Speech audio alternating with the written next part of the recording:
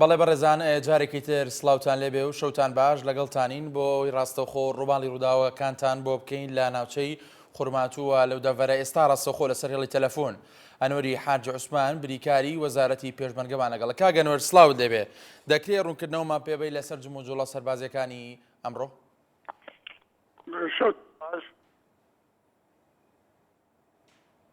کاگەنوەر شەو باش کاگەنوەر ئەکرێ ڕوونکردنەوەمان پێبەی لەسەر جموجوڵە سەربازیەکان وەڵا لە ڕاستی بەداخۆ ئەمڕۆ هەنگاوەکان تۆزێ بەرە و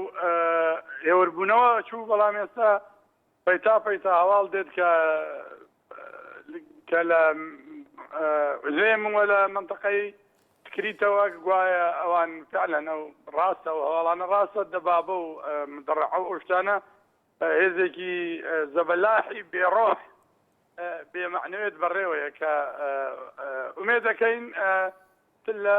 جەبەل حەمرین و ئەوانە نێنە پێشەوە چکە هەمومان نەزانین ئەگەر بێنە پێشەوە دڵنیا بن هێزی پێشمەرگە ئەوە قبوڵ ناکەوە خەڵکیش دڵنیاکەینەوە کە بە دڵنیاییەوە سەرکەوتنی هێزی پێشمەرگە و خەڵکی کوردستانە و ئەو هێزە زەبەلاحە بێڕۆحە شتێک و پێگەشتێک. کاگەنوەر ئێوە وەک هێزی پێشمەرگەی کوردستان هیچ جموجوڵێکی سەربازیتان بۆ پێشەوە ئەنجام داوایان هیچ ئامادە باشیەکتان هەیە لە بەرامبەر وەڵامی و هێزانە ئەگەر بێت و هەر کارێکی نەخوازرا و ڕووبات؟ بە دڵنیاییەوە ئێمە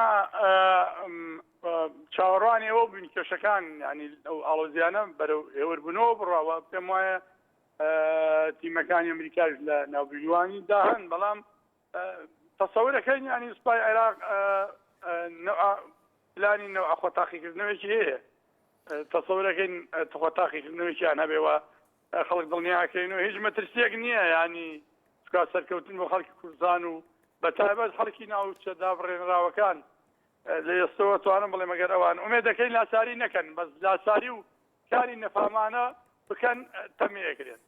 کاگەنوەر جموجوڵە سەربازیەکانی سوپای عێراق چین لە ئێستادا وە لە کوێشن؟ وەڵا بەتاکید هێزەکانەوەی معلوماتی استخباراتی کە پێمانەگا لە فڕقەی نۆ واتە ئەو فڕقەی دەبابات و مدەڕعەوانەیان جوڵانەوە کە ئەمە خەڵقی هەموو ئەو گۆشتانە ئەکا بەڵام جارێکی تر لەو مینبەرە جوانەتانەوە خەڵک دڵنیاکەینەوە کە هێزی پێشمەرگا درعێکی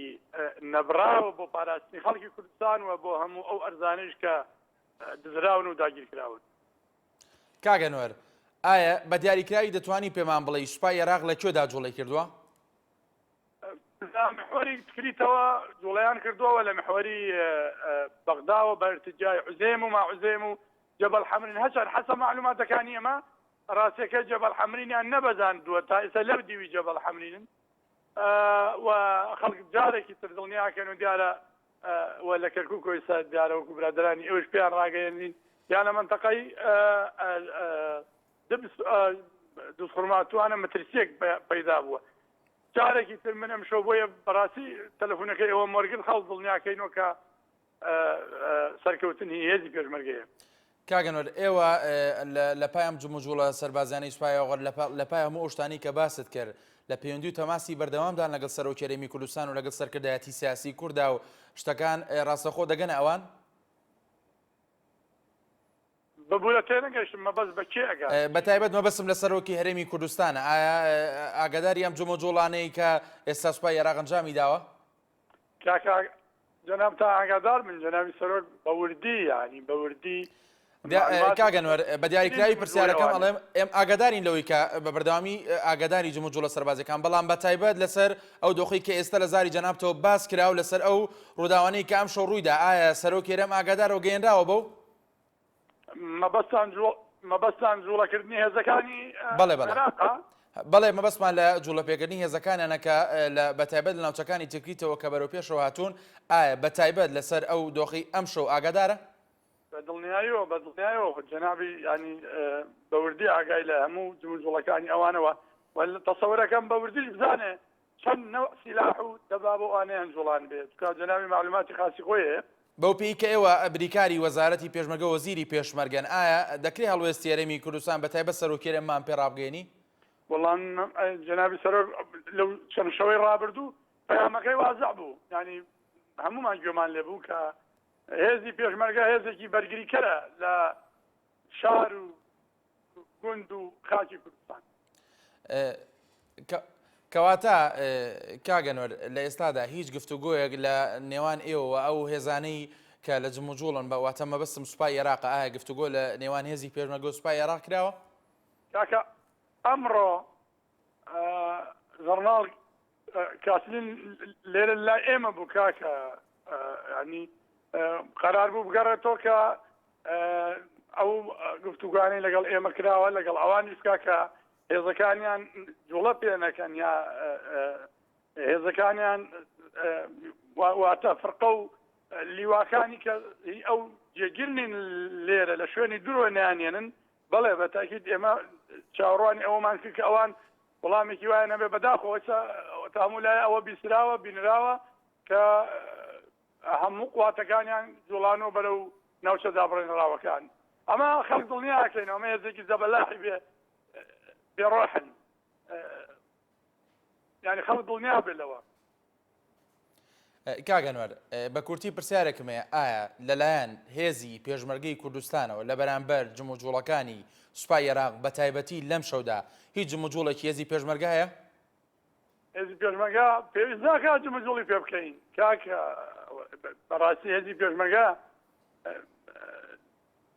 پێشتر لە لەو جێگانە بوو لەو شوێنانە جێگیر بوو ئێمە هێز ناجوڵێنین ئێمە ئومێد دەکەین ئەوانش عەقڵ بن جیرانە تەسەڕوف بکەن بگەڕێنەوە. کەواتە لە دواوتەی تۆ ئەگەر ئەوان هێز بجوڵێن و ئەوان بە عەکسەوە ئێمە بە جەنابی مالی هێڵین ئامۆژگاری هێزەکەی کە نەفامانە نەجوڵێنەوە بگەڕێنەوە نا ئێمە هێز ناجوڵێنین و هێزی ئێمە جێگیرە لەو شوێنانە بەڵام ئەگەر خوا نەخواستە ئەوان لاساریکەن بیانەوێ ئەم شەو وەگوێرە ئەو معلوماتانە دەباباتێکی زۆر و مدەڕەعات و وەڵا حتاڵەن سوربی هەلیکۆپتارە و ئەوانەیشیان جوڵان بێ بەڵام ئەمە جارێکی تر وەکو هێزی پێشمەرگە وەزارەتی پێشمەرگە و خەڵک دڵنیاکەینەوە کە ئەگەر قەول بێ ئەوان لاساری بکەن تەمیانەکەی. کاگەنوەر